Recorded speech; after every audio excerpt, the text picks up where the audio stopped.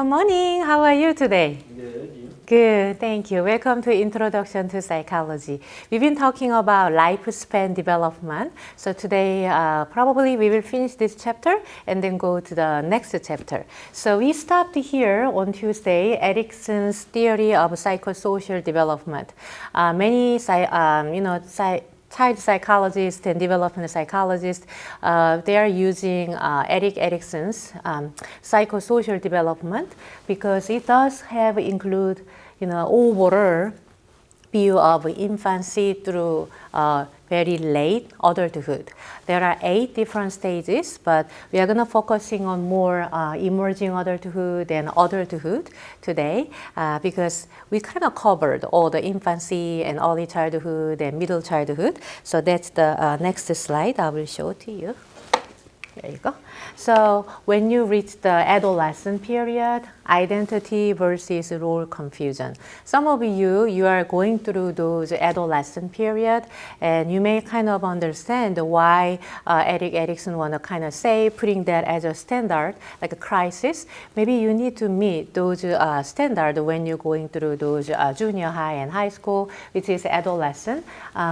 Maybe you will think about identity versus role confusion means who am I, what I'm going to do for my future, and how can you define you? Depending on you, you may really struggle, who I am and where should I go for the, like the next step of your life. And it can be to identity versus role confusion. And young adulthood, most college students will be categorized into young adulthood. Young adulthood between age 18 through 40. It's really broad, honestly, like 18 through 40. So there's a terminology, emerging adulthood. Emerging adulthood. That's the 20 before 25, like 18 through 25, probably right after graduating the college degree, maybe going to maybe workforce. That's more like an emerging adulthood. So I guess if you are in college, probably most of you may kind of belong to those emerging adulthood. So it's an adult, but not fully like an early adult, but still like an emerging adulthood. So when you're going through emerging adulthood and early adulthood, you need to meet those intimacy versus isolation. You're looking for your partner who can support you fully. So you can share everything pretty much, having a child and financial issues, and if it's something emotionally you want to share certain things, probably you need to find somebody else who can totally trust. That's the finding your spouse, your partner, and your husband and wife. That's the intimacy versus isolation. But some of you may feel like I don't have a boyfriend and girlfriend. That's totally okay. You have a time until age 40. I know maybe you may feel like I'm over 40 years old, but still I do believe there's a chance to meet a good person.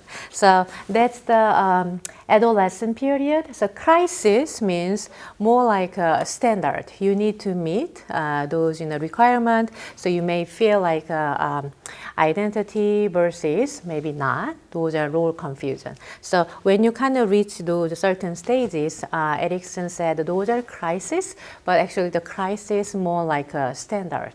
If you kind of meet those things during those period, they would be ideal. Okay. So there was an emerging adulthood, age-wise 18 through 25. So on the line, that's the definition of emerging adulthood. Early adulthood can be very broad terminology because it's 19, 18 through 40, but emerging adulthood is specifically kind of indicating between 18 and 25. So let's talk about probably your parents are in middle adulthood, age 40 and 45, and 60 and 65. I know some of you, your parents are maybe older than 65, but probably most of your parents are maybe in the middle of those middle adulthood group. So Daniel, your parents are in the middle adulthood group too? Oh, yeah. Yeah, 40, 45, and 60 and 65. So one of the thing is physical development, not likely, maybe puberty, that period. As a woman, you may experience menopause. Basically, your skin changes and bone density and body fat composition, maybe belly fat can be more growing and increasing. And also the physically, you stop your menstruation, which is you cannot have a baby biologically anymore. Your estrogen level is decreasing. So as a part of that, you may experience hot flash and brain fog, and you cannot sleep well. There are maybe headache. There are so many symptoms depending on the woman. They may go through those menopause. It's really individual difference. Some of the women, they may begin to menopause like early 40. It can possible, but usually the average of American woman may experience menopause around age 51. So 51 is the average, age, maybe experiencing those menopause. So do you feel like your mom kind of going through those menopause, or you do not notice it? I don't notice it, but Yeah, so honestly, I know maybe when you were in junior high and high school, like going through adolescence, your parents try to support you and understand you, right? So this is the moment as a woman kind of going through can be really challenging, very challenging. So you need to understand your mom. Sometimes your mom can be very emotionally very moody, but that's the part of the menopause too. But really depending on one of my friends, she went through menopause so severely. I mean, she used to be really happy and very active woman. So I met her, one of the some hobby, kind of drawing those, events, and she's so active. She's really, actively involving her son's soccer game and soccer tournament, and try to invite many people and hosting, and she's really enjoying those things. But when she hit those menopause, she just kind of cut down everything, and she doesn't want to go outside, and even doesn't want to communicate with our best friend. So it was really hard for her. And later on, she told me, I just don't want to do anything. Like somehow very fatigued all the time, and everything feels like meaningless. And I just want to stay at home and do not contact with other people. So after a couple of years, she, I guess, went through menopause in that way, and she became more open and tried to be more like a typical her. So, which is a good thing, but for a while, it was really severe, at least for 1 year, I guess. But depending on, maybe you begin to those menopause symptoms, maybe starting from 50 and 51, like a sweating, maybe you cannot sleep well at the nighttime, maybe some brain foggy, you forget so quickly, and you cannot think clearly, that kind of symptom. Maybe heartbeat goes up without any reason. So kind of maybe become a little worried about those. So, and those kind of agitation, and you really want to go outside. And, it's really depending on the woman. They may experience differently, but you may experience when you are in 50, and some of them do not much, experience at all, maybe a couple of years, but begin again, maybe again. So for entire 10 years, they may go through those menopause. So depending on those women. So when you're thinking about your mom, maybe going through that phase, please support her and understand her. Men can happen those andropause, but it's much less severe symptom. But as a man, maybe those testosterone level is kind of decreasing. So maybe feeling maybe I'm not strong enough, maybe I'm kind of more decreasing my, like muscle, maybe my power and energy. So as a man, maybe feeling those things too, but it's a different kind of, much less comparing to a woman going through the menopause. But that's the basically middle adulthood. But the good thing is when you kind of reach the middle adulthood, probably at the working place, you are maybe highest very confident working in your working area. And sometimes you may reach the CEO of the company because you are age 50 and 60, right? So you may own the company and you are very good at working in your area, so you become expert. So you have a tendency to leave the legacy to the next generation and next generation, and then you feel like some fulfillment. Because I've been working so hard for 20 years and 30 years for this area, I become expert. I want to give good knowledge for the next generation. So that's the middle adulthood. So this is like a last slide. We are going to talk about late adulthood. So late adulthood will be 65 and up. Yeah, and I know Daniel wanna live up to 65 and 70, but let's say we will be healthy. We will work hard and exercise regularly, so we will have a good health. So hopefully you can live up to 100. So do you have your grandma and grandpa, maybe age over 65 and 70?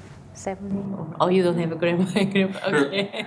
No, Yeah. I don't have any. Yeah, I used to have my grandma and grandpa, my mom's side, but they're all passed away. But my grandma had some like an issue, Alzheimer issue too. So at the later stages, for 3 years, it was really hard for everybody. So I remember.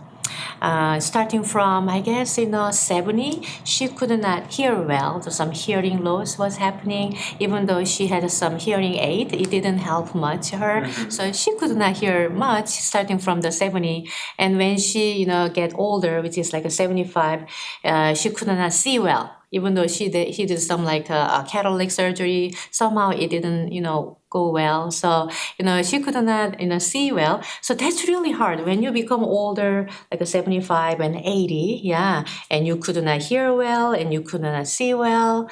It's really hard. I was kind of imagining one day her life and her vision will be pretty dark and maybe black, I guess, and do not hear much. So I remember whenever my mom tried to communicate with my grandma, she's almost like yelling at her because, she could not hear, right? And when she go to like a 90, and luckily she lived up to like a 92 and 93, which is good and long life. But imagine starting from like a 70 and 75, she could not see well and could not hear well, and her, kind of dementia, it's kind of getting worse, more like going to like Alzheimer symptom. It's really tough, honestly. Yeah. So my mom's side, I have 4 aunts and 1 uncle. So they try to take a turn and take care of my grandma. I remember, but when the Alzheimer is getting severe, they cannot do it anymore because it's really hard for everybody. So eventually, they make a decision to send her to some special care place for the Alzheimer unit, and she stayed there about maybe 2 years and then passed away. So it's really hard to watch as a family member kind of going through a person deteriorating and like having those late stage of life. Yeah. But I guess that's our human being. We do not know how does go our aging. Hopefully we need to do exercise regularly and try to eat good food and prevent, maybe keep using your brain, the cognitively healthy and active. So we could have a long life at the same time, mentally and also physically healthy life. Yeah. So I know you do not have a grandma and grandpa now, but if you plan to have a long life, like the little longevity, what would be important factor? Would you like to keep doing for Well, your like you said, exercising. Exercise. Exercising is a huge deal. And I notice it even now. Like, whenever you stop working out as much and stuff, your joints start to hurt more. And, like, and that might be just, some previous injuries that you had before. But, like, when you work out the muscles around those joints and work out all that, they support the joints better and all that. And I know some people that are really old and they still dance and do Oh, all this yeah, other that's stuff amazing, together, and right? it's because, you know, they work out a little bit, they go on runs, and, you know, they dance and Uh-huh. do all this stuff, and it keeps them a lot healthier. Because Yeah, once you stop, your health deteriorates quite quickly. that's But right. if you keep Yeah. on working out, you know, it'll help you. Yeah, very good comment and very good advice. Actually, my parents are like a late adulthood. My mom is 80 years old and my dad is 83 years old. And they are honestly deteriorating physically, but they try to walk every day. Every day and try to go outside and having some, sunshine and vitamin D. You just say, I get the, vitamin D consumption today. So they try to walk, even though they don't want to because it's physically hard and burden for them. But I guess still they're very slow. Honestly, they are very slow, but try to go outside and be active. I guess that's the mind control too, right? You need to feeling like I need to go at least, one time go outside. Maybe walk around, maybe looking at the sunshine and enjoy like breathing. So you really need to determine. So my dad is like more determined to go work, yeah, near some park area near my parents' apartment. So I guess that's really good thing. Yeah, good thing. But he told me I don't want to sometimes because my body doesn't work well. But I'm very slow. But try to go outside, and I think that's good thing. Just like Oh, you yeah. mentioned, yeah. And one more thing, I read research papers, and one of the big factor to live long life is socially connected. So socially connected means, you have your own spouse and maybe your neighborhood and your relatives. That's really good too, obviously. But one more thing is, even you need to say and be friendly to anybody. Like when you go to maybe post office today and you do not know the post office the workers, but still you be friendly and be kind and try to say hi and hello and how was today, and those socializing is really helpful for having a long life and longevity. So get connected with I guess neighborhood, even though you do not know those neighborhood. So that's really important to, things too. So so far we've been talking about lifespan development.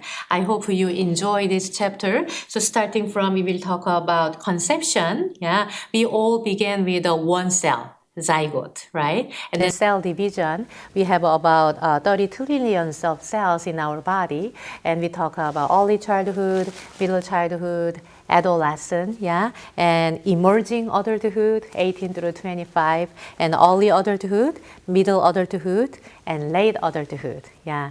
I know Daniel has been drawing a little bit here and there, yeah, so just a little bit. And if you are watching my lecture, yeah, think about it. It will be good, fun activities. You can maybe draw, maybe baby is just born, and then growing as a toddler, and early childhood, and middle childhood, elementary school, and junior high and high school, and early adulthood, and middle adulthood, and late adulthood. But I know maybe you need to stop, maybe adolescent, yeah, if you're watching my lecture because you're high schoolers. So thinking about drawing your journey, educational journey as a map, that would be fun activity. Okay, let's go to the next chapter. So next chapter, we are going to talk about diversity, multiculturalism, gender, and sexuality. This chapter is very interesting, and also some of the content can be a little sensitive topic. So I will focusing on basic concept. And the key point is we need to respect each other. And there are so many different people we live together in this country and in this world. So we do not know maybe somebody else, situation, their family background and cultural background. But I guess key point is we have an open mind and try to understand their culture and where they are coming from and try to understand them. I think that's really key point. So diversity surrounds you. That's the topic. Multiculturalism and gender and sexuality. So this is the chapter. We are going to gently touching all the area of different diversity and multiculturalism. So here, when we talk about diversity, what comes into your mind, Daniel? Just the diversity in the world and your genes and where you're from and your culture and all of that, really. Just the differences between all the people in the world. Okay, yeah, very good, very good. And some of you, if I say diversity, maybe only you're focusing on the ethnicity because if we live in this country, maybe if you're thinking about, white Caucasian population and African American Hispanic population and also Asian American and Native American, Alaska Native and Native Hawaiian and also Pacific Islander. And they're also multiracial too. So some of you may thinking about diversity, that means ethnic diversity. I mean, it could be, we used to kind of heavily think about in that way, but not anymore. Diversity includes language difference too. I know some of you speak more than English, maybe Spanish and English, maybe Chinese and English, maybe German and English, yeah. So you do speak more than one language. So about 19.7, which is pretty high. 20% of United States residents speak a language other than English at home. If you're thinking about some west area like California and maybe east area, maybe New York and those in the eastern part, there are more diverse group of immigrant population, and also there are lots of speaking of Spanish and English both. I used to live in Dallas area, so whenever you try to connect with a customer service, there's always a choice. Speaking English or Spanish, always, and there are lots of Spanish-speaking population too. So sometimes some area you don't need to speak even English. There's like a little Korean, town, not really Korean town, but Korean market and surround that. You just kind of speak only Korean. In Dallas area, also Chinese too. Like there are lots of Chinese restaurants, and there are some lots of different diverse group of people who speak different language. So those are language can be one of the diversity, right? And religion. We live in like a Bible Belt area, so I guess most of you, if you have a religion, that could be Christianity. But if you're thinking about Buddhist, and Muslim, and there are different kind of religion too, right? So here, Christianity is 81%, but there are so many different religion. If you go to Korea, there are lots of temple in Korea and Japan. Used to be heavily Buddhist, those people having those more kind of big population of the Buddhist and Buddhism, kind of believing those Buddhism. But recently, when you're kind of looking at the Korean population, 1/4 of the population are Christian. That's really interesting, right? So religion can be one of a big part of the diversity. So when we say diversity, we need to thinking about those race, ethnicity, language, and religion, and also age too. So Daniel, have you ever experienced, oh, you are too young. Maybe you are too young, so that's why you cannot do that. Or maybe you are too old. So you cannot participate this. Have you ever experienced any ageism too, or not really? Yeah, especially when I went to the bar before I was 21. Oh, okay. I'm kidding. Yeah. But Here's yes, your yes, ID. I have. I have, I mean, I don't remember the specific instances, but yeah, for sure. Mm-hmm. And I've also been told that I was a guy and couldn't do it. A guy, yeah, I mean, that's the same thing. Oh, yeah, sure. You're a guy, so you can't do You that, cannot or do you're a that. girl, so you can't do that. Yeah. Mm-hmm. Yeah, those are part of the, maybe diversity, but sometimes it shouldn't treat it in that way. Yeah. We equally have a chance, right? Yeah. So let's kind of broaden our concept of, diversity more in that broad way and try to understand and include other people who has maybe different background in terms of language and religion, maybe aging group or, ethnicity. So this is the chapter we will talk about it. So here, age can be one of the group. Recently, we have increasing population of elderly, those old. Late old adulthood, comparing to the before, and sometimes as late adulthood, you wanna have a job, but some working field, oh, you are too old, we can hire you. How can we responsible about your like a health and maybe driving skills and all things. So maybe it can be can be kind of discriminate because of you're maybe too old and because of your age, but that's not right thing, right? So we will focusing on those. And sexual orientation, who you are attracted to,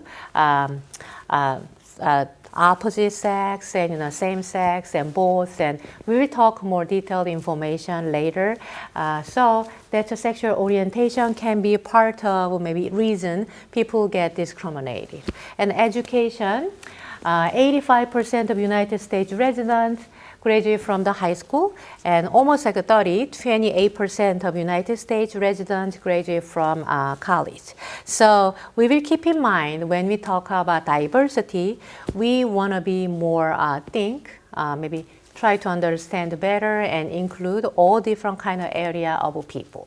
So here, before we go to culture, maybe I will give you this. This is not a test, but we will have some fun activities. Yeah, since there are a couple of questions, we will do maybe 2 questions at this point. Maybe during the lecture, we will try to do like 2 questions each of these. So basically, this is like a cross-cultural test of your social graces. Yeah. So match each of the following social practices or conventions with the appropriate country. Yeah, appropriate country, since we are talking about culture today. And note that some countries can be used more than once. So number one. Daniel, could you read number 1? Considered bad manners to open a gift in front of the giver. I think that's really interesting, right? So there are examples. Could you read the example too? The example country, right? On your right side. Right side, Iran, China, France, Luxembourg, Germany, Japan, Egypt, and Kenya. Okay, so think about this. It would be like a fun kind of checking, like a culture, those factors. And number 1 is consider the bad manners to open a gift in front of the giver. So what would be your guess? Thank you. Luxembourg. Okay, let's see. Okay, so culture is a group of people who share similar beliefs, values, and patterns of behavior. So culture can be, we have maybe American culture, right? And we may have a student culture, maybe football players culture. So those are group of people have maybe certain things, maybe beliefs, maybe kind of agree on those, living together in their boundary. So we will watch, one short video clip and talk about more about what is culture. What is culture?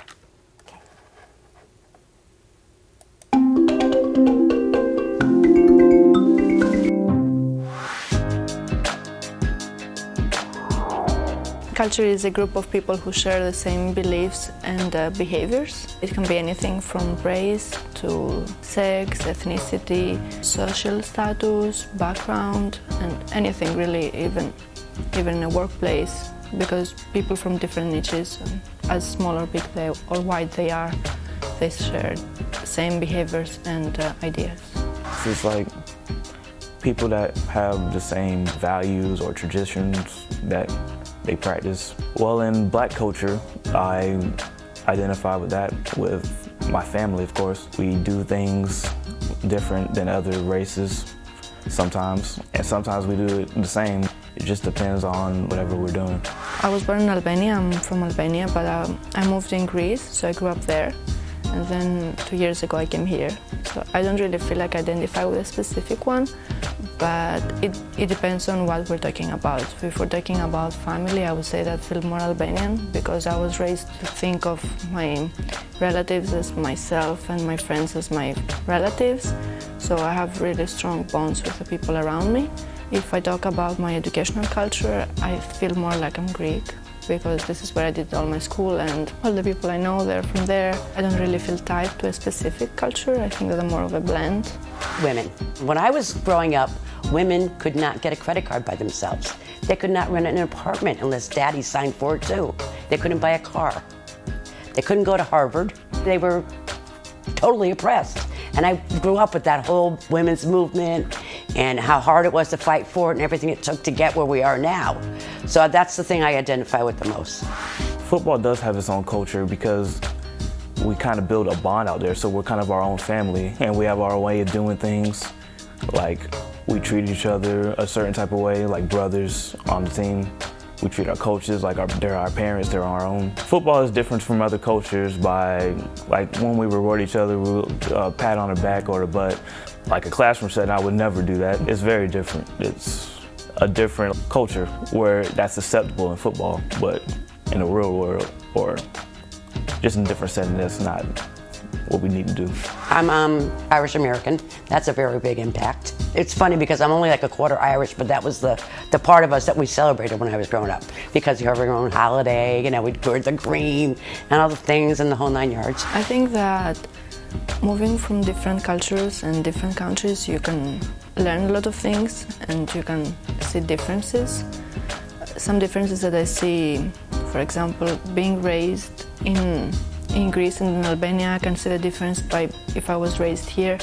We have different bonds with people and our family. My uncle is like my father, for example. Of course, it doesn't apply to all the families, but I think that generally speaking. It would be so boring if we were all the same. It really is. I mean, that's why, like I said, I embrace other cultures because I think it's really interesting to see how other people live, how other people feel, what they think about things, what foods they eat, all that type of thing. So I think it's real. I mean, life would be so boring if there was no diversity.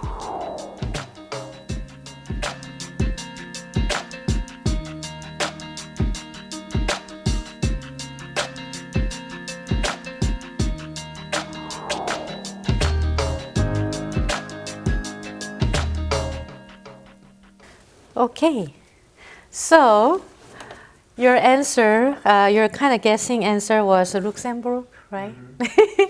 So that was not the right answer. Any second guess? No. So the answer is Japan. So maybe it's a little similar, not anymore, but in Korea too. So maybe people invited people for the birthday party, and in the United States, after celebration of your birthday party, probably you go somewhere else and maybe going outside in some playground. I mean, for the kids' birthday party, and maybe go play at the playground, then go to swimming pool, and then at the end of the party, everybody get together and kind of open the present. Right, open the present. That's the part of a ritual to celebration of American birthday party, I guess, right? But when I was young, like elementary school, I will bring gift. Of course, if somebody invite for the birthday party, I will bring the gift. But usually the host, maybe the kids doesn't open the gift right away during those birthday party, because people kind of consider the culture behind is what if maybe the person doesn't bring like a cool gift, possibly, and maybe kind of smaller gift comparing to other people. So it's kind of collectivistic culture. So don't want people and you feel like left out or maybe embarrassed because of those gifts. So kind of appreciation of, thank you for just coming for my birthday. But gift is really, appreciable. But at the same time, at least I don't want to open in front of everybody. Mm-hmm. I will be appreciated, maybe enjoy those moments when you all went back home. I will open later on. So there was kind of culture behind, at least in Korean culture. I guess maybe it's a little similar like Japan. In front of people, you just kind of open. It can be a little, maybe it can be a little rude or maybe not mannered, behavior. So that's my kind of thought. That's my thought, yeah. So actually, I got that one. I didn't get much, but that's one I kind of got one. So let's go to the second one, Daniel, second one. Gifts that appeal to intellect or aesthetics are especially appreciated. Okay, what would be your guess? France. Are you sure? Yeah. You got the right answer. I didn't get the right answer. I so figured that would be you France. figured it out. You figured. Well, just because Uh-huh. France seems like the type of people that would like to have a gift that shows their intellect or aesthetic, because they're known for their fashion Yeah, brands, yeah. and they're known for being very smart. So Okay, yeah, that's the right answer. So you got this. You got this. So it's interesting. So, during the lecture, I'm going to give you those examples. Let's guess together too. So culture shock, I know Daniel spent about on 1 year, like 10 months in Germany, right? Yeah. So anything you feel like, oh, that's new to me. It's a cultural shock comparing to the United States. I mean, it was just a little different overall. Like, I mean, it was a lot cleaner place in like recycled ways. Like, they required you to recycle. Like, you didn't just have a normal trash can. You would have a trash can for plastics, a trash can for this, a trash can for that. And also, they did not like America's unhealthy foods. They had their own recipes for all of that stuff. Lots So of like, potatoes. yeah, if you had Mountain Dew there, it would have a lot less sugar. It would taste different. It would have the different dyes in it. I see. Same with all the other stuff. It was all healthier, and I mean, they're a lot more into like homemade stuff too. Because like see. whenever I was in the Army and I got fed from the U.S. government, we would just get packaged meals that was, ready to be boiled and cooked. Well, whenever I went to Germany, they made us homemade bread, and you got to make pocket sandwiches and put paper on it and put it in your cargo pocket and eat it at the port when you're unloading boats wow. and stuff. Yeah. Okay. But yeah, I mean, also some areas they wouldn't take showers for like, I don't know, 4 to 7 days. Wow. Because that's just their culture. They don't take as many showers as us. I don't know why. Oh, that's interesting. But yeah, I mean, there's just lots of and they're a lot more exercise. Like they ride their bikes a lot more and stuff. Like you'll see tons of people riding their bikes. I But, see. yeah, there's just a lot of random little things here and there. Yeah. Thank you for sharing. That's really interesting. And some of the, like interesting factors, kind of a little shocking too. They do not take shower often compared to us. We just kind of take a shower almost like every day. Twice a Sometimes day like for twice me. a day in the morning. Yeah. But I guess maybe for a couple of days we'll be okay. Maybe is it maybe air? There's less air pollution. I do not know. Yeah, I don't know. I really Possibly don't know. because I know Germany is well known like a very tall trees and lots of wood Lots of nature, and beautiful, yeah. and I went to Poland too. Yeah, Poland was pretty. It's almost like a third world country where I went at that time. I see. Like a cabin out in the middle of the woods with no electricity and I don't know, just some weird crap. We would go walking on hikes, and I found like 5 trees that were knocked over or cut down, and they were in like a hexagon shape. Okay. And they had carvings all in them, and then in the middle was a fire with bones in it. So it was like some type of witchcraft stuff. Yeah, like it's some interesting stuff over there. Yeah. I mean, I got to walk around in World War II bunkers and stuff, and it was cool. That's really cool. Yeah, because one of my father's side. She's more like my cousin, I guess. She's my cousin, and she went to Germany actually to study. Her major was German literature, and she met a German person there as a husband. So right now she lives in Germany, and she told me, maybe Sarah, you need to maybe visit us. And I do not know when I can visit them, but I do have a chance maybe visit her and Germany's learn a great about the place to visit. German, great place Oh, yeah. to visit. Yeah, she told me. I mean, her husband's job is interesting because German has a lot of nature and big mountain, I guess, Oh, more yeah. and big Beautiful mountain, nature. beautiful nature. So her husband's job is a government hired person for taking care of that mountain.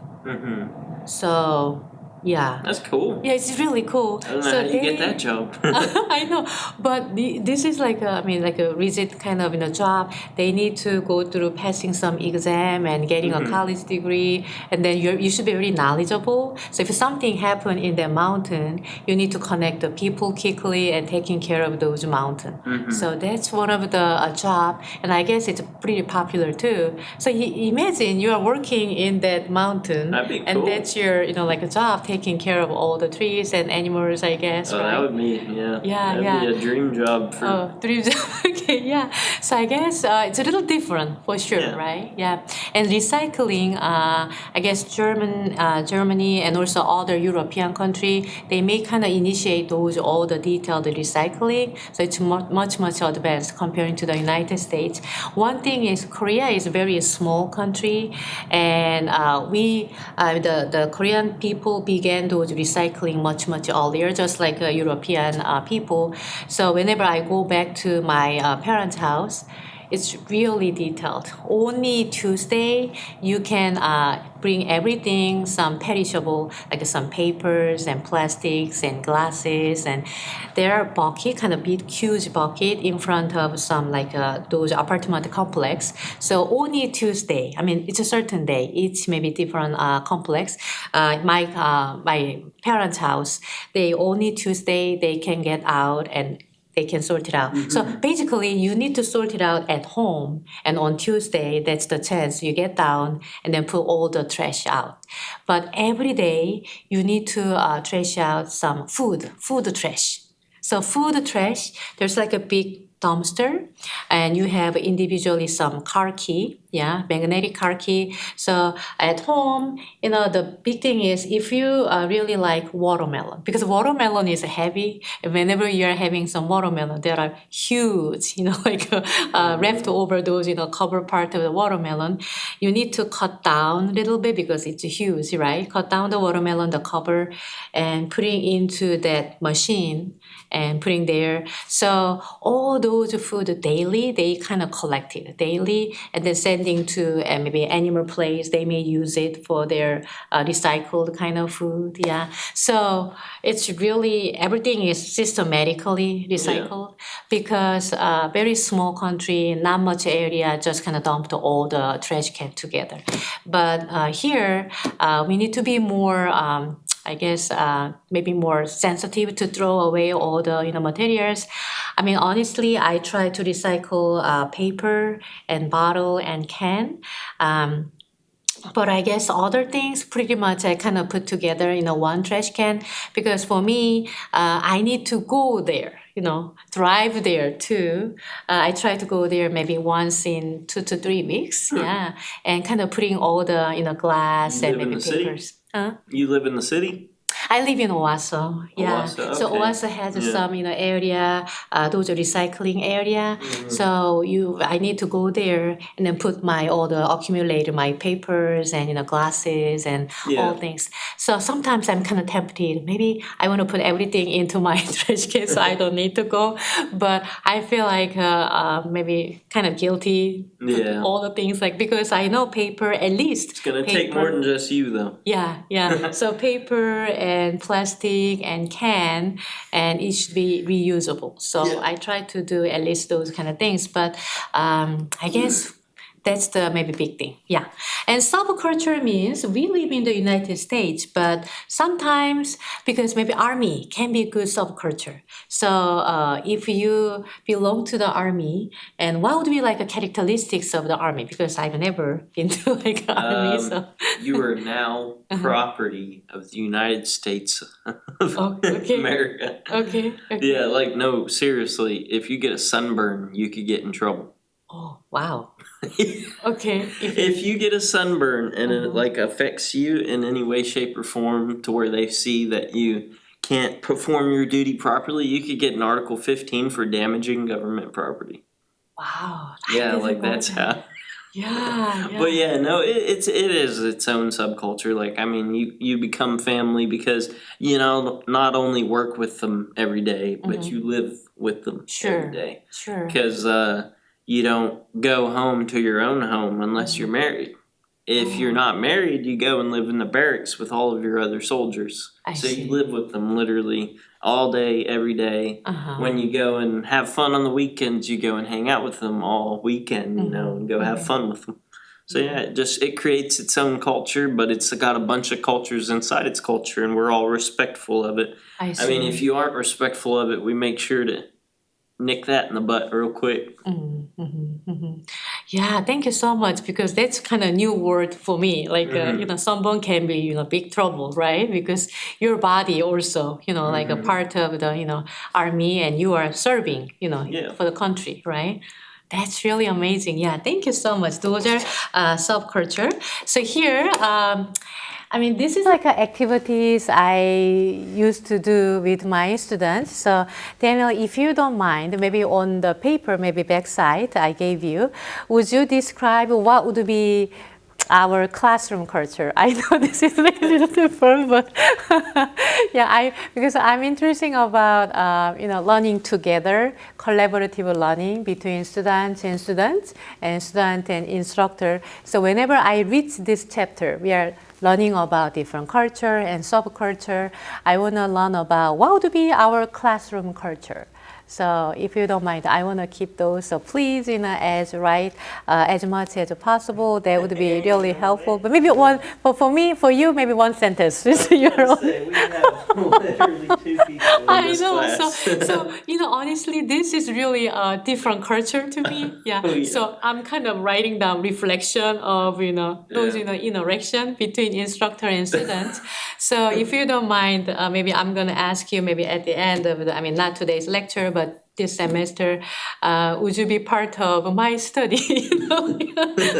Maybe I'm gonna interview you like maybe 10 minutes and how was your experience Yeah, I maybe don't being mind. alone in this class and so would you be interesting about maybe Yeah, I don't mind. I will ask you maybe at the end of the semester. So I don't mind. if you don't mind, maybe one or two sentence. If you're watching maybe my lecture, it can be part of culture because it's a little different. You are not see me in person, but almost like you are see me in person because you are watching me and watching us. So what would be those RSU TV program maybe class culture? If you can describe, that would be great. And if you're done, my second question is what would be the most important elements for instructor and students to learn together? Yeah, I really want to hear from you and learn from you, and then I want to practice in the right way. So if you can give me some input, that would be great. I don't know how to describe the culture at all other than just state something that really doesn't have anything to do with the culture of the classroom. Okay. Yeah, it's totally okay. Maybe I will ask you at the end of the semester, like a 10 minutes interview. It'll be okay for you? Yeah. Yeah. So my last question will be, how can we promote a collaborative learning environment for students, academic, and personal growth? So if you can think any of those, you may email me or write down, and maybe you can just talk to me at the end of I the will. semester. Yeah, that would maybe work better. Yeah. Okay. Good. Okay. So let's go to the next one, which is multiculturalism. Multiculturalism means multiple cultural groups within a society. United States, pretty much we have multicultural society. Have you ever heard about melting pot? Yeah, in your melting pot? Yeah. So melting pot, maybe I will explain here. Melting pot is, let's say you are making a soup. What kind of soup do you like, Daniel? Cheeseburger soup. My mom made the best cheeseburger soup. I've never, that's a kind of cultural shock. It's so good. Yeah, It's can you like explain? potatoes, hamburger meat, and like maybe some celery and stuff in there, but Okay. like it has a really cheesy broth, like really cheesy. It's good. I don't know what she does to it, but it's Okay. good. So hamburger, what did you- Potatoes, hamburger meat, maybe like a little parsley or basil. I don't know what she puts in there. Celery and cheese, lots of cheese. lots of cheese. What Yeah. kind of cheese? Like a mozzarella or maybe cheddar? Any Get me cheese? lying. I think she whips it up. I don't know. I'd have to get a recipe. Yeah, yeah, sure. I mean, that's interesting. I've never tried. Oh, it's good. Yeah. What was the called? Those Cheeseburger soup. cheeseburger soup. Yeah, like it. I It's wanna probably write one of down. my favorite Okay. soups for sure. I could eat a lot of that. Okay, cheeseburger soup. I'm gonna I'll Google. ask her. I'll ask And her yeah, what she yeah, puts in it. please, yes. That would be wow. I've never It's heard of good. it like a cheeseburger soup. So let's just say we are making a cheeseburger soup. So ingredient wise, we need cheese. So you do not put any bread inside? Oh, you can have bread, but it's just gonna be like dipped in it and stuff. Okay, You know, not you'll have putting bread on the together. side with butter, like French bread, Yeah. and dip it in there. Oh, I it's so see. good. Okay, wow. Okay, so cheese and I guess celery and parsley and hamburger meat and some maybe pepper and salt Yeah, and chicken broth. I'm chicken sure. broth, I don't know what yeah. else is in there, uh-huh. but I'm gonna have to get it because I want to make it myself. I haven't had it in a while. Yeah, please ask her if you don't mind. So I Yeah. want to get the recipe too. Yeah, I will try. Maybe I have a slow cooker, big Yeah. slow cooker. Maybe I'm gonna put over there, and overnight it will turn out very nice soup, right? Yeah. So we wanna say making a cheeseburger soup. Put all the ingredients, and later on it's so good. Like Daniel's very favorite soup, which is cheeseburger soup. You will make. So those are more like a melting pot, right? And patchwork quilt is. Have you ever seen any quilt? Yeah. I've seen patchwork quilts and patchwork curtains Curtain, and patchwork comforters. My Okay. mom and grandma and all of them Oh, did they're that doing stuff. very well. That's really amazing. Honestly, I try to make some t-shirt quilt. That means you collect all the t-shirts because maybe you want some running and you want got some like participating some some event and you got those special t-shirts. And I want to kind of put all together and making a blanket, which is like a t-shirt quilt. So guess what? I bought a sewing machine from the Amazon, but it's still there. I Haven't got don't around know. to it. No, I don't know how to. I mean, my friend Becky, who is really well known about quilt and professional, like a business doing like quilt, and she tried to help me. And this is the way Sarah kind of bobbin and all things. And she taught me, and she even like recorded her voice for a couple of things, like how to, like a thread go smoothly and all things. But maybe I'm not good at it. I don't know. You just maybe. gotta practice with a friend a couple times. Yeah. So Get walked through it. Yeah. yeah, without her, I cannot. Yeah, I wouldn't be able to either. It takes a little. I've been shown how to sew before, and it takes practice. Yeah, So- but I can do manually with my hands because I took a class when I was in junior high. Yeah. There was a part of like a home economics. Yeah. So I need to do that. So I learned to do the stitches and basic things, but Embroider. yeah, but with a sewing machine, I don't know. I don't know how to use Yeah, those sewing I'd machine. probably It's get really my hard. finger. Yeah. So if you're thinking about multiculturalism, we used to thinking about melting pot, making a good soup all together. That means you're kind of losing your pure like characteristics of cheese, pure characteristics of maybe onion All of it's and blended parsley together. and all kind of together. But on the line, we want to use more patchwork quilt analogy for describing of the multicultural maybe diversity because the quilt it does have ingredient still right. Each individual T-shirt or some shape. So we want to kind of describe multiculturalism more like a patchwork quilt instead of melting pot. Is it kind of little make sense, right? Yeah. So acculturation means try to understand and maybe mingle in this new culture. So imagine you are just kind of immigrated from France or maybe Germany and try to learn about the United American culture. So there are four status: assimilation, separation, marginalization, and integration.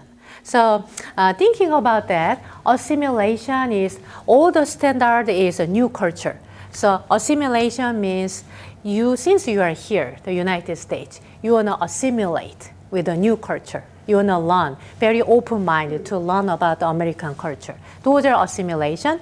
That means part of that is you are losing your German culture. You just kind of want to immerse American culture and learn about this culture. Those are assimilation. So adopt a new culture, American culture, and reject the German culture, like old culture. I mean, we are imagining like a German, maybe immigration, is happening in the United States. And separation, so the standard is the new culture. So, you try to put all your effort to, mingle and, learn about this United States culture, but somehow it didn't work. You want to reject. You don't want to work anymore. You want to kind of reject, far from, your new culture, reject the new culture, but keep your old culture. Keep your Chinese culture, keep your German culture, keep your French culture, French culture, right? So those are separation. That means separating from the new culture and keeping the old culture. So third one is the worst one, marginalization. That means you reject new culture, at the same time you reject your old culture. So you're kind of wondering who you are. That's maybe identity crisis. But underline integration. So integration is you adopt new culture, and also you are keeping proudly your old culture. So ideally, when you try to acculturate in the new culture, imagine you as an immigrator try to learn about American culture. Ideally, you need to have those integration. So integration is try to learn, adopt a new culture, and keeping your old culture. Yeah. So that's the ideal part. Marginalization will be maybe not ideal, kind of opposite, right? Because you are rejecting both cultures, right? You have to integrate when you get married. Okay. The kid's gonna know a little bit of both cultures. You're gonna have to integrate. Yeah, that's really good part. Yeah. Yes, you need to learn about your partner, for sure. And also you need to keep your dignity, your own culture. So kind of meet together nicely and understanding each other. That's really good analogy. I like it. Thank you so much. Yeah. So let's do two more here. So number 3, could you read, Daniel? Avoiding giving chrysanthemums I know it's used really hard. only for cemeteries. Avoid give. Oh, is that a type of flower? Yeah, those are more like mums. Mums? Yeah, Oh, yeah. so I know what a mum is. Yeah. So I'm gonna say. I didn't get a right answer for those. Kenya. Okay. That's not the right answer. Let's go one more thing. Number four. When giving flowers as a gift, take an odd number, but never 13. Wow, that's specific. What would be your guess?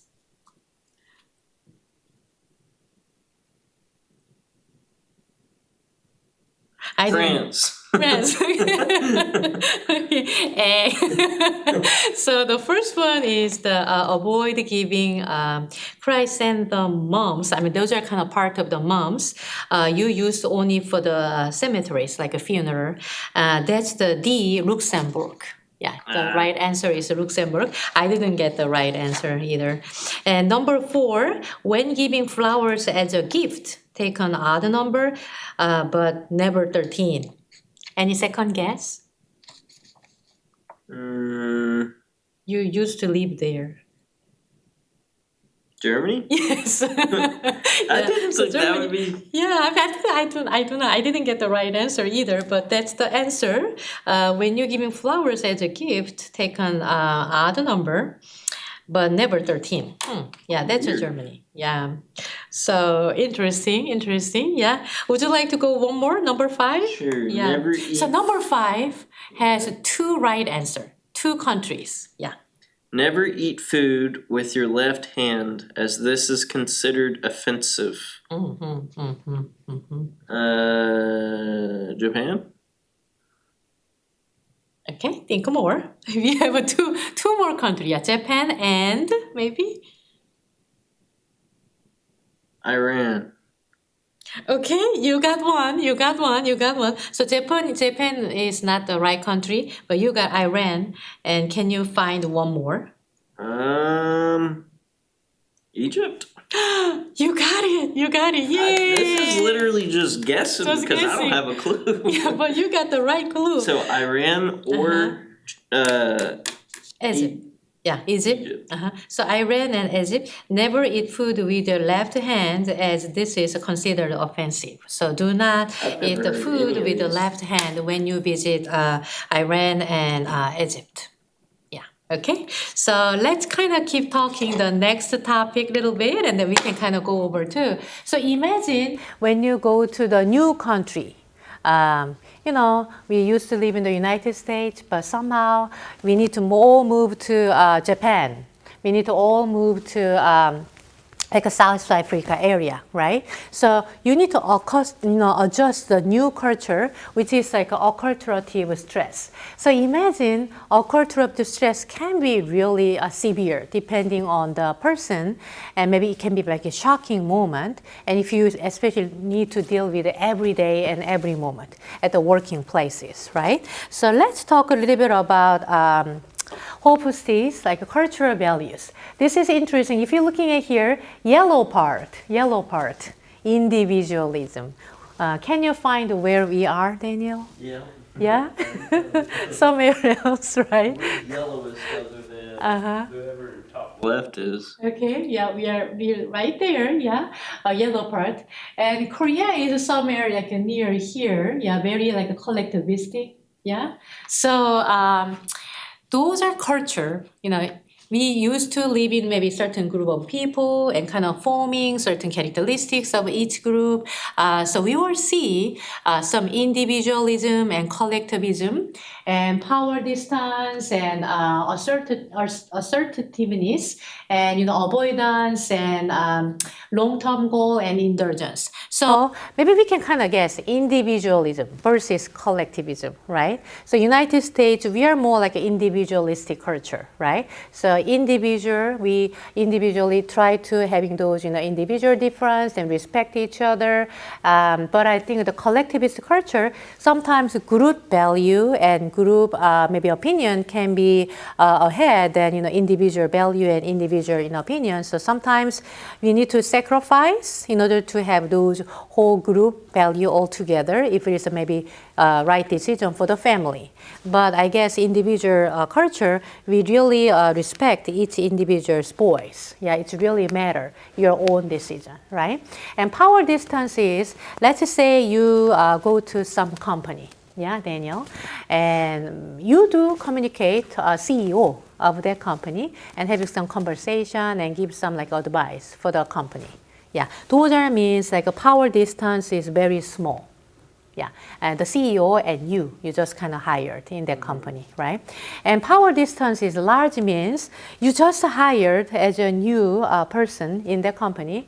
You never seen CEO of that company because those are really upper part of that CEO group, and you are down here, right? So those are distance of a power distance. So assertiveness versus like a caring. So assertiveness is like a really emphasizing competitiveness. So you need to win and then go to get this project, and then you can kind of go to the next level. So competitiveness is always going on versus like a caring. Oh, it's okay, maybe we can do together. I do care, maybe this is how does it work, and try to more like a helpful, yeah, more focusing on harmony. Yeah, those are more like a caring culture. And avoidance versus acceptance of uncertainty. If our country is really, stick to the tradition, if something happen not usually, people will be shocking and doesn't know how to handle and do not like it. Yeah, those are more like avoidance of uncertainty. So acceptance of uncertainty is, oh, it's a new music, like a new genre, right? And it's a new kind of wave of, maybe people's like a behavior. But I think maybe it will be okay. Maybe young generation think in that way. So kind of accepting those, uncertainty kind of happening right now, and maybe just accept it as a part of the culture. So those are avoidance versus uncertainty. And long-term versus short-term goal orientation. So Daniel, if you're thinking of you, if you make money, I know you're working as a full-time, would you spend money for maybe, for example, maybe you really like to have a cool iPad. So you want to kind of spend the money right away, or rather than maybe you want to save the money to buy your house, or like a more.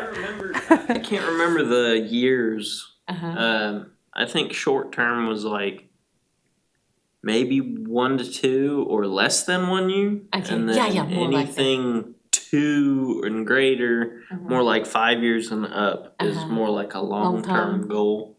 But that was more whenever it came down to financials. So Yeah. So for you, you feel like a more put the long-term goal, maybe short-term goal. Just wondering. for saving for an iPad? Yeah. Saving anything like Oh, maybe. for saving anything? Yeah, for I your mean, precious it thing. depends. I mean, Yeah. if it was an iPad, I probably would just make payments on it for years. That'd be kind of a long-term loan, I guess. I don't know. Okay, good. So indulgence means versus like a resistance, which is maybe can be like a similar long-term and short-term goal. So if you have certain things you really want to do right now, would you like to kind of indulge and kind of explore and spend your time and energy, or maybe you can hold for maybe later for the better one? I'm impatient. Okay. I'm very impatient. I barely wanted to go to college.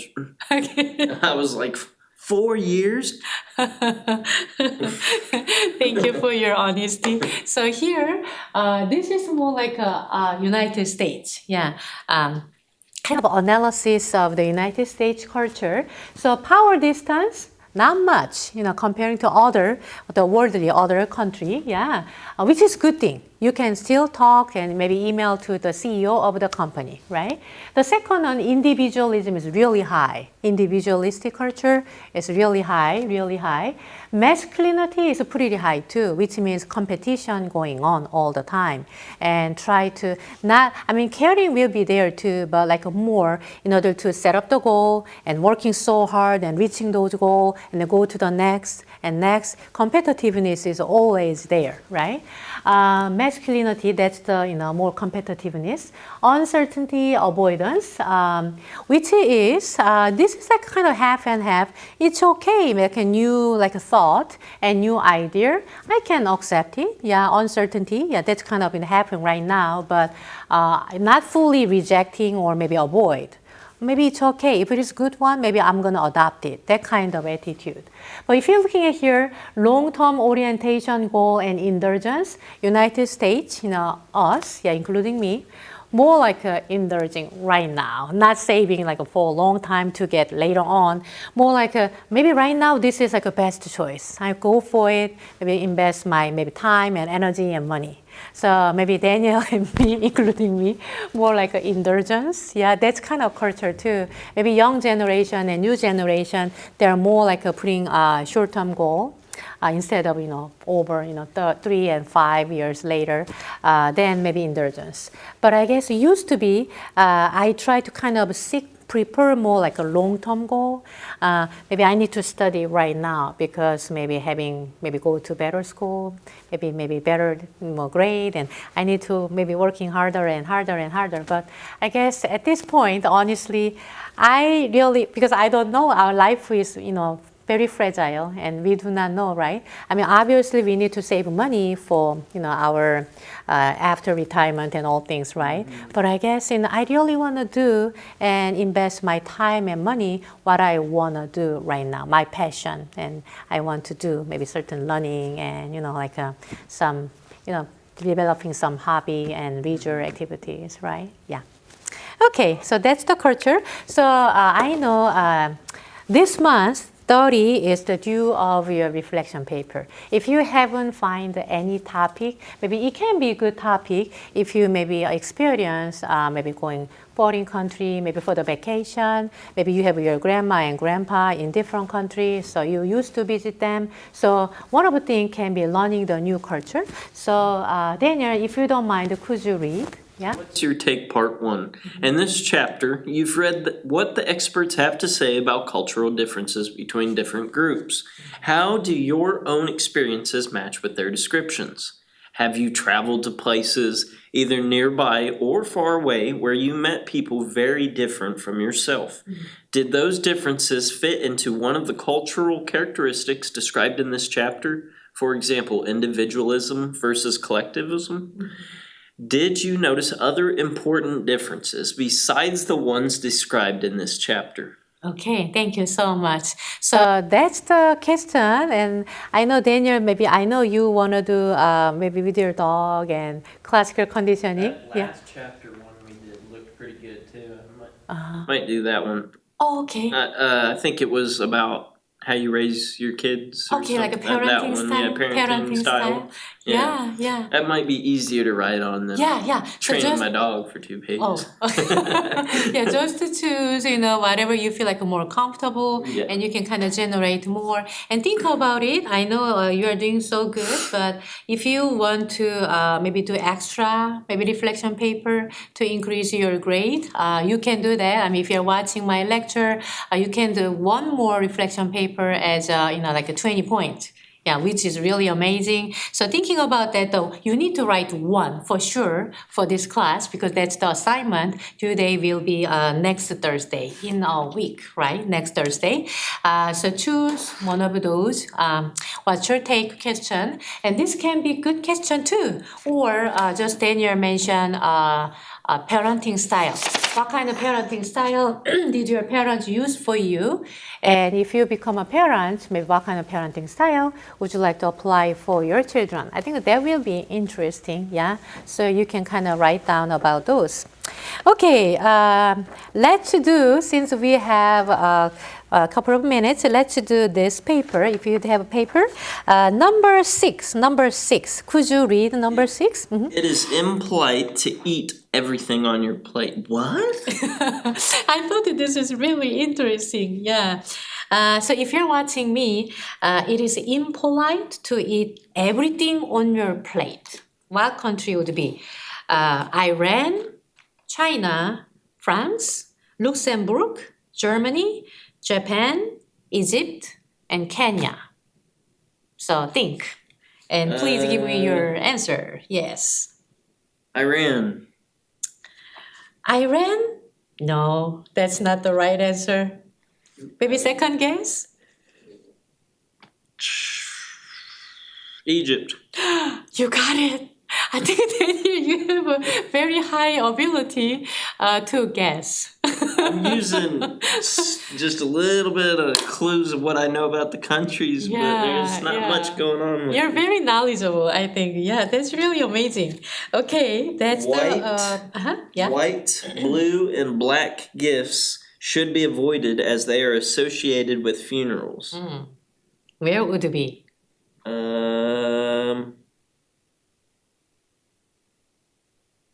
China? You got it. Very good, very good, very good. Awesome. Okay, next question. Never give alcohol as a gift. Two country.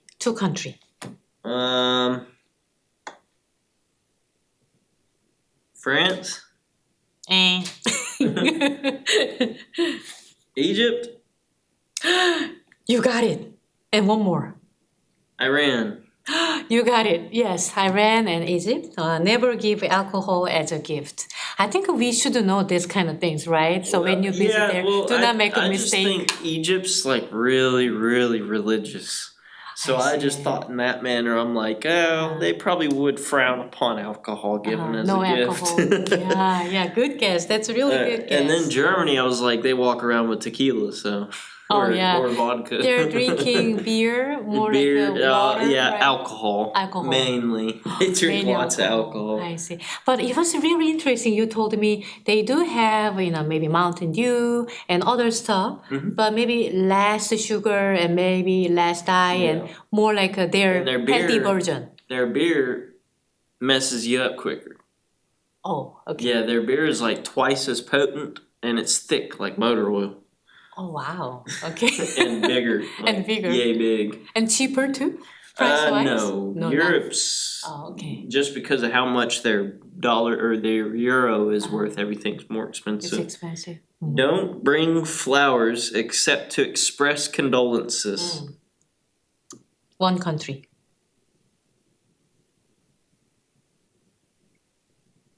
Germany? Eh.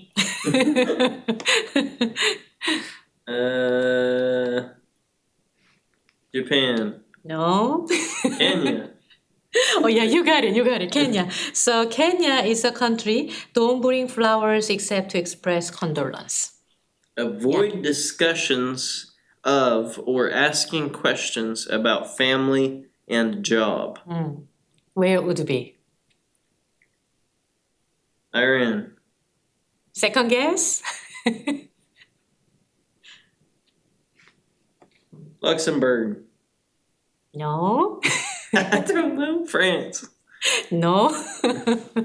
Egypt. No. Kenya. Sorry, no. Last chance. Japan. Japan, yes, That's yeah. bullcrap. It's interesting, yeah. So don't ask family and job related question. Maybe it can be too private question. So.